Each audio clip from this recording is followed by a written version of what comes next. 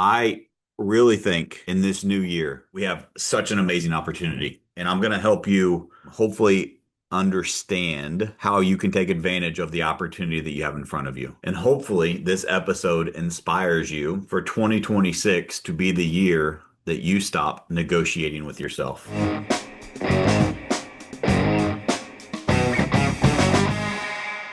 Welcome back to another episode of All or Nothing in Real Estate. I'm your host, Matt Smith, the founder of All or Nothing in Real Estate. As a reminder, this podcast is a movement to give back to this amazing industry that has given so much to me and my family.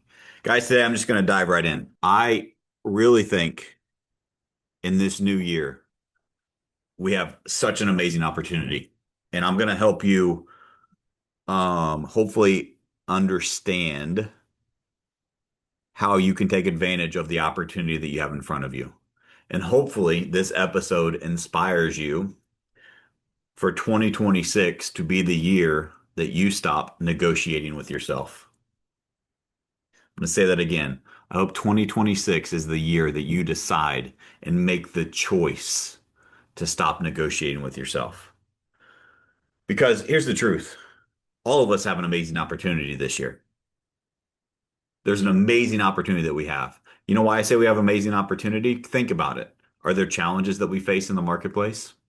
Yep. There are challenges everywhere we look. But with times of great challenge also are times of great opportunity. And so I want you to, instead of looking through the lens of the victim mentality we see in today's society, I want you to reframe that and look at every challenge, every obstacle, everything that is difficult or challenging. Those are opportunities for you to become better, for you to gain different skill, different habits, different routines, different rituals, so that you can become better and overcome and win despite what's going on around you. So, and let me just be real for a minute. If you're listening to this, hoping that I'm going to hype you up, motivate you, make you feel good, this may not be the episode for you. You may get some inspiration from this, but I'm not here to motivate you. And the reason why, because if you want to win 2026, it's not going to be won by motivation. 2026 is going to be won by discipline. If you are disciplined, that is what it takes to win. Motivation is temporary. Motivation fades. And maybe I've heard people say, Matt, you shared this thing or that thing and it was motivational. Cool. I'm not like this in motivation. I'm just saying I want you to win in 2026. And the reality is motivation isn't what's going to carry you through to have 2026 be your best year ever. But discipline can. Here's the truth. Whenever we kind of get a new year, I used to be someone that was against like the new year, new me. But I'll be honest with you. I needed a reset. And so I took this as an opportunity for me to make an adjustment and make a change in my life so that I can become a type of person that wins and has 2026 be my best year ever because of the work and the discipline that I'm willing to do. The reason I was used to be against, and I still think there's some truth to this, what I'm getting ready to share with you. If you need a new year to be a new you, there's deeper problems that you're probably avoiding. And I can relate to that. But I also think there's, if this was the thing that was the thing that pushed you over the edge, the thing that made you change your mindset to be able to be like, you know what? I'm going to make a change. Awesome. Good for you. This podcast is for you. And hopefully this will help you. Because here's the truth. Everyone starts the year excited. Everyone starts on fire. They have these big goals. They have these big dreams, big aspirations, but almost nobody changes their identity. Almost nobody makes commitments that they stick to. Almost nobody raises their standards of how they live their life in order to achieve the thing that they say they want to achieve. Guys, there's a big difference between goals and standards. And there's a big difference in someone who sets a goal of, hey, this sounds good, or hey, it makes me sound cool or popular in front of other people because I say I want what they want. versus the people that actually make commitments.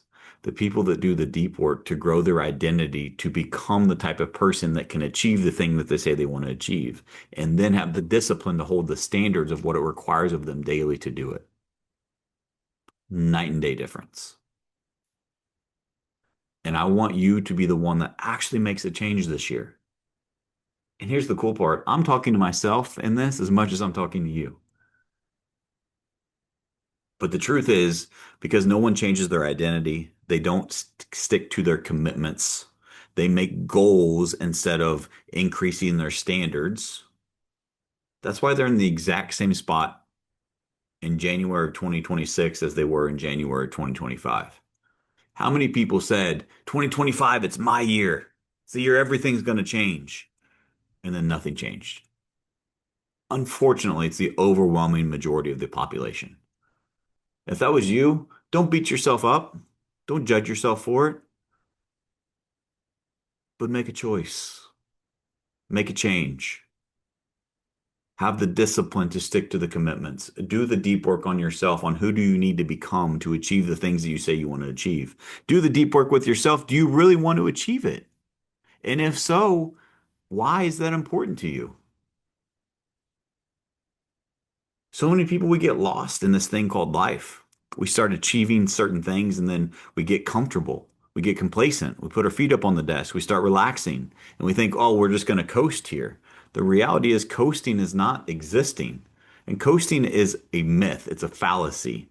Coasting does not exist. The truth is, you are getting better or you are getting worse. Because guess what? There are other people in the world that are getting better. And so if you're staying the same, they are passing you by. So what does that also mean? Said differently, if others are passing you by when you're quote unquote coasting, you are getting worse because everyone else is getting better. And if you want to win, the truth is, winning doesn't care how bad you want it. Winning cares. What are the non-negotiable activities that you are committed to doing day in and day out? Because we've all heard this one before. And it's a cliche because it's true. You don't rise to the level of your goals. You fall to the level of your standards. What are Everyone can do great when they're having a great day. You wake up inspired, you wake up motivated, you have this temporary adrenaline, and it's a day you just feel great. Everyone can be great on those days. The separator, what are the non-negotiables that you stick to? The standards that you have for your life that you commit to, even on the days you don't feel like it. That's what separates the great from the good. That's what separates the elite from the average. How disciplined are you to perform on the things you know you need to do on the days you don't feel like it? Because success doesn't care about how you feel. Your feelings are irrelevant. The truth is, you can either, I've said this from stage before, you can either allow your feelings to dictate your actions, or you can allow your actions to dictate your feelings. Let me say that again. You can either allow your feelings dictate your actions, or you can choose to allow your actions dictate your feelings. Let me give you a simple example that almost everyone can relate to. It's a great time of year for it too. Let's say you have a health and fitness goal. I myself have one. I've gotten off track. It's time to get back on track. And so, day one, my alarm went off. I'm gonna be hypothetical here. Let's say I have set a fitness goal. Day one, my alarm went off. And you know what? I just wasn't feeling it. I didn't sleep good the night before. Oh, it feels nice in bed. I just don't want to get up. Let me just hit the snooze button. And so I let how I feel get in the way of the action that I committed to. I set my alarm an hour earlier the night before so that I would get up and get my ass into the gym. But my feelings, I didn't feel like it, so I didn't do it. How do I feel the rest of the day? Knowing that I made a commitment to myself to become better, to go to the gym, and I know all day I've got this monkey on my back that I'm carrying. that I didn't keep the promise and commitment that I made to myself. And I allow my feelings to get in the way of my actions. How does that really feel? Do you feel accomplished after that? Or does that feel heavy the rest of the fucking day? And so many of us allow that to compound from 1 day to 2 days to a week to a month to a quarter to a year of us not keeping the promises that we made to ourselves. Let me go the opposite. So that's allowing your feelings to dictate your actions or lack of action in this case. Now, let's talk about our actions dictating our feelings. That same scenario, day two, wake up, alarm goes off an hour earlier. I still don't feel like getting out of bed. Same exact feelings, but I get up and do it anyway. Let me go extreme here. I get up and do the workout. It's the worst freaking workout of my life. I'm dragging ass the whole time. I can't lift as heavy as I wanted. I go on the treadmill and it's just like I'm breathing harder than I ever have. And it's just this struggle of a workout. At the end of the workout, how do you feel? You're on cloud nine. You're on top of the world. No one can get in the way of how you feel at the end of the workout. You know why? You kept the promise to you. You fulfilled the promise that you made to yourself. So many people are going through this world lying to themselves and lying to everyone else and avoiding the thing that they know they need to do. Don't allow your feelings dictate your actions. When you make a decision that you are going to do something and you want to have your feelings, because we all get tied up in these feelings, right? And these emotions that we have as humans, and we want to feel good. The only way to truly feel good is to keep the promises and commitments you made to yourself. That feels way better than making a short-term decision because I don't feel like it and then carrying the weight of the burden of the thing that I know I was supposed to do that I didn't do for myself. If you want to feel better, start keeping the promises you make to yourself. Allow your actions to dictate your feelings. Here's the truth. I'm going to dive into mindset a little bit. Here's the truth that most people avoid. Take that back. I'm going to say that differently. The truth is that most people do avoid. And the reason you're not where you want to be in your life is because you avoid. Your biggest problem isn't the market. Your biggest problem isn't your team leader doesn't give you the best leads. Your real problem isn't the economy. Your real problem isn't the president. Your real problem isn't the interest rates. Your biggest problem is that you still think that you should feel like doing the work before you do the work.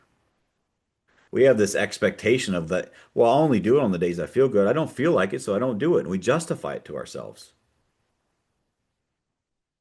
Here's the truth. I said it earlier, but success doesn't care about your feelings. Your goals, your dreams, your desires that you say that you want, they're going to demand a bigger version of you, a better version of you, a more refined, committed, disciplined version of you. So that means you're going to have to outwork your feelings. It doesn't matter how you feel. The work needs doing. A lot of people look external and they look at what other people have and they use it for inspiration, which is great. And they see other high performers and they're like, they just seem to always be motivated. Bullshit. They're more disciplined than you. They're not more motivated. Another thing they are. Here's what high performers are. They're emotionally intelligent. What do I mean by that? They don't allow their emotions get in the way of their execution. They execute regardless of how they feel. They don't ask, man, how do I feel today before I go work out? How do I feel today before I go make my prospecting calls? How do I feel today before I show up to role play? How do I feel today before I go on the listing presentation? They ask a different question. What is my goal? What is my dream? My ambition? The thing that I say that I want? My commitment that I made to myself? What does that require of me today? Perfect. Done.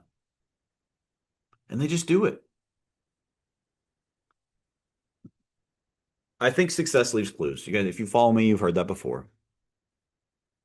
And here's some clues that I have found of successful people. Successful people accept extreme personal responsibility. They don't blame and complain. They don't play the victim card. It's what successful people do. I want to encourage you to be more willing to accept responsibility for everything in your life in 2026. Your ability to do that will directly affect the level of success that you do or do not have. See it over and over and over again. And let's be honest, nobody cares about your excuses. We all have a story. We all have things that are in the way. We all have things that get in the way of the goals. But nobody cares. This whole victim culture that we have in today's society and this trauma bonding that hey, let's make friends based upon bonding over that we have the same trauma. Do you really think that's going to help you achieve your goals? Do you think that's going to make you better? Or is that just going to make you feel a little better temporarily? I want trauma overcomers. I want people that realize that life doesn't happen to them, it happens for them. And all the trauma and the drama and the problems and the trials and the tribulations of the past are some of the best things that have ever happened to them because it forced them to adapt and overcome. See, life's not about what happens to us, it's about who we become in the process. And I don't talk a lot about it a lot on the show, but I'm a person of faith. And what I've realized is that if you tell God you want something, you tell God you want to make more money in 2026. Do you think He just blesses your bank account with millions of dollars? Or do you think He puts challenges in front of you that force you to level up to be the type of person that can attract the more money that you want in your life so you can do more good? Which of the two is more likely? It doesn't mean you're going to go win the lottery because you prayed for more money. And I hope you guys can relate to that because whatever you believe in, whether it's God, the universe, whatever it is, reciprocity is real. The world doesn't reward effort, it rewards results. And the truth is, results only come from execution. Did you do it or did you not? No, yeah, buts. You know what you need to do. Did you do it? Did you keep the promise you made to yourself? I talked about discipline. Discipline is like, to me, it's doing the work no matter what. Removing the conditions of the conditions need to be perfect for the work to be executed. No, the work just needs doing. I'm going to do it. Done or not done. That's it. Discipline. I'm going to go deeper. Discipline is the ability to do what you said you were going to do long after the mood that you said it in is gone. I'm guilty. I have an energy drink in the afternoon. I'm on a winning streak, had some great coaching calls or had a great talk with my team. Something happened with my wife or my family, and I'm just like in this good mood. I got some energy from an energy drink, and I'm just like, tomorrow I'm just going to take over the world. I'm going to do all these things. Discipline is the ability to even execute on those things when you wake up tomorrow and you didn't get any sleep the night before. You wake up tomorrow and you don't feel like the same person that said those things the day before. That's discipline. Yeah, I know you've heard this before, and this is really simple. But the truth is, you avoiding this or you doing the eye roll and yeah, but to me right now is the reason why 2026 is just going to be another fucking year where you get to the end of the year in your exact same spot where you started. And I want more for you. I want to share with you a definition I learned from Alex Hormozy that I think is very impactful. Learning equals changed behavior. Learning equals changed behavior. So what that means is like you guys are listening to the show right now because you want to learn. And hopefully I'm giving you some advice that will help you change your life. That's why I do the show. But the truth of the matter is if you listen to this and you do nothing but the eye rolls and the yeah buts and nothing in your life changes after you listen to this episode or any podcast or any event or any book or anything that you do and you listen to it You read it, you consume it, and your behavior does not change. That means you have not learned. You have merely entertained yourself. And I'll just be honest, I hope you find this podcast entertaining from time to time. But this episode, I don't care if you're entertained. I want you to make a difference in your life. I want you to learn. I want you to change your behavior so that you can live the life that you say that you want. Because that's what I want for you. The truth is, there'll be days you don't feel like making the calls. You don't feel like doing the follow up. You don't feel like leaning into those uncomfortable conversations. You don't feel like getting hung up on. You don't feel like going and knock the doors. You don't feel like doing the open house. You don't feel like leaning into that tough conversation if you're a leader with one of your agents.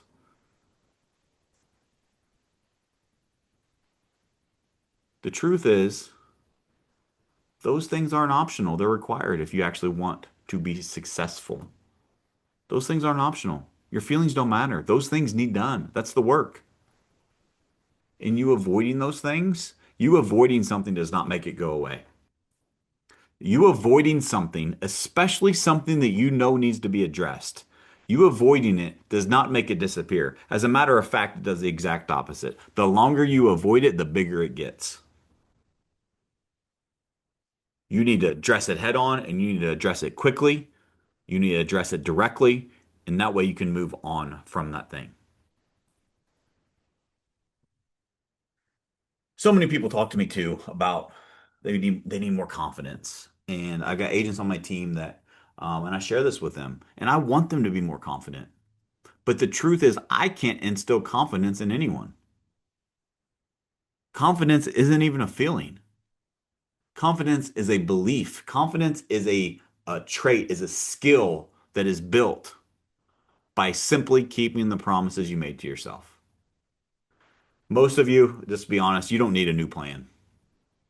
You need to execute on the plan that you already have in place. That's it.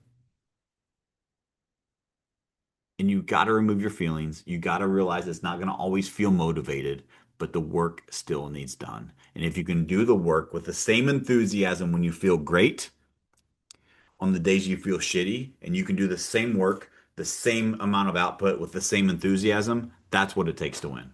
That's the separator. One of the things that I talk about a lot, if you followed me, is I talk about identity.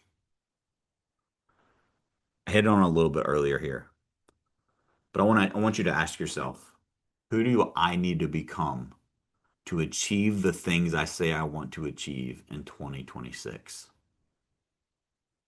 Because the real question isn't what you want. The real question is, who am I willing to become? Because if I can become someone that can attract X amount of dollars or this success or that success, before I receive the thing, I have to become the type of person that can achieve it. So I'm going to ask you, give you some tips here. Are you someone who does some hard things daily? Do you do hard things intentionally? Do you do hard things daily on purpose? Who are you when no one's watching? Do you keep the commitments that you want when no one will ever find out if you did or not? Matters a ton because you cannot hack God and you cannot hack this crazy subconscious brain that you have. Are you someone who executes when you're tired, when you're frustrated, when you're discouraged? Because those things are required if you want the level of life that you say that you want. You better lean in to do hard things. You better keep the commitments even when no one's going to find out. And you better execute and follow the plan when you're tired, frustrated, and discouraged. I want to help you reframe a couple of things with your identity. If you hung around me, you've heard me say this in our organization. This is like a banned word. It's not allowed. It's the word try. You don't try. Stop saying I'm trying. You either do it or you don't. There is no try. There's do or do not. Stop saying things like, well, I'm working on it. No, done or not done. It's just another version of I'm trying. So you got to reframe your identity. Who are you becoming in the process? And the hard things you're leaning into are a blessing for you to become the new and improved version of yourself. That's the real prize. That's the real prize. So stop hoping for motivation and start leaning into discipline. That's what success requires. And I've talked about this many times, but I'll give you another rendition of it. I think goals are important, but I think standards are everything. To me, a goal is a hope, a dream, a desire. A goal is I want to sell 50 homes this year. A goal is I want to recruit 50 agents. A goal is I want a team that makes $1 million a year. That's a goal. A standard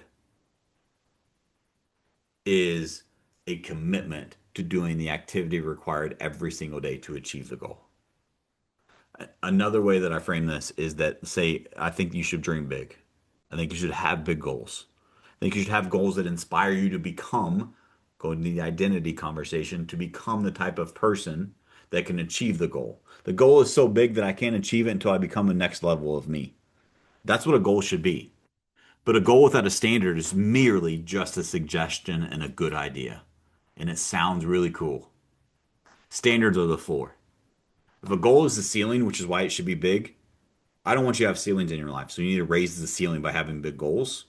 But what's more important than the goal, 100 times more important than the goal, is the daily minimum standard of activity that is required to achieve the goal. The required to become the type of person, going to identity again, who can achieve the goal.